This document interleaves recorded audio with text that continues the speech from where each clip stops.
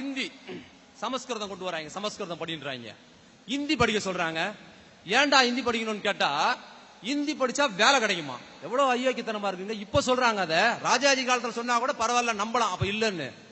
இன்னைக்கு இந்தியை தாய்மொழியாக கொண்ட பீகார்ல இருந்து, உத்தரப்பிரதேசத்துல இருந்து, மத்திய பிரதேசத்துல இருந்து, ஹரியானாவில இருந்து ஒருவேளை சோற்றுக்கு நம்ம சகோதரன் மாதிரி இருக்கான் அவன்.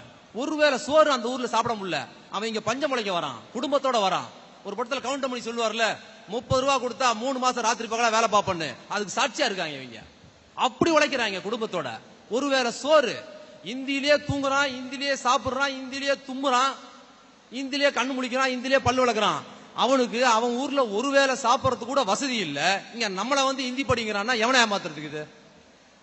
அது மட்டும் இல்ல, நீங்க இந்தி படிக்கிற நார்த் இந்தியாவுக்கு போனீங்கன்னா அங்க இந்தி தெரியாதனால ரொம்ப கஷ்டப்படுவீங்களா? நம்ம வியாபாரம் பண்ண முடியாதா? எவ்வளவு பொய். தமிழ்நாட்டில் இன்னொரு சிறப்பு சொல்லணும், இந்தியை தாய்மொழியாக கொண்டவன் எங்க வரான்? இந்தியை படித்த ஆந்திராவுக்கோ கேரளாவுக்கோ மற்ற ஊருக்கு இல்ல, தமிழ்நாட்டில் அதிகம் வரான். எந்த ஊர்? தமிழ்நாடு.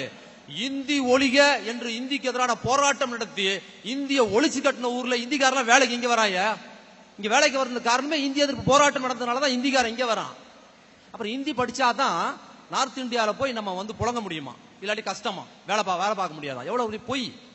இங்க வந்து இருக்கிற மார்வாடி இருக்கான்ல, எவ்வளவு நாளா இருக்கான் தமிழ்நாட்டுல. மார்வாடி தமிழ்நாட்டுக்கு வந்து பல ஆண்டுகளா இருக்காங்க. இன்னைக்கு என்ன சார் நம்மள்கிட்ட இன்னும் கண்டுக்க மாட்டேன்னு 50 வருஷமா அப்படியே பேசுறான். அவன் இங்க வரும்போது அவனுக்கு தமிழ் தெரியாது, இந்தி மட்டும் தான் தெரியும். அவன் வட்டி கடை வச்சு சுரண்டா இல்ல, அங்க இருக்கிறவங்களுக்கு தமிழை தவிர வேற எதுவும் தெரியாது. யோ என்னைய அப்படின்னு தான் பேசுவாங்க. இந்தி முழுக்க தெரிஞ்சு தமிழ் சுத்தமாக தெரியாத ஒரு மார்வாடி தமிழ்நாட்டுக்குள் வந்து நம்மளோட சிறப்பா தெரிந்து வாழும் பகுதியில் அந்த மொழி அவனுக்கு தெரியாதுங்க, இன்னைக்கு வரைக்கும் தெரியாதுங்க. நம்மளோட சிறப்பா நம்மள சுரண்டி பங்களா கட்டி இருக்கான், சவுகார்பேட் பூரா வச்சிருக்கான். நீங்க போனீங்கன்னா தமிழ்ல கேட்க முடியாது. அப்ப ஒரு மொழியை படைச்சாதான் அந்த மாநிலத்தில் போய் பொழைக்க முடியுங்கிறதே ஒரு மோசடி என்பதற்கு தமிழ்நாட்டில் தமிழே தெரியாத மார்வாடிகள் இத்தனை ஆண்டுகளா சுரண்டான்ல, அது ஒரு உதாரணம்.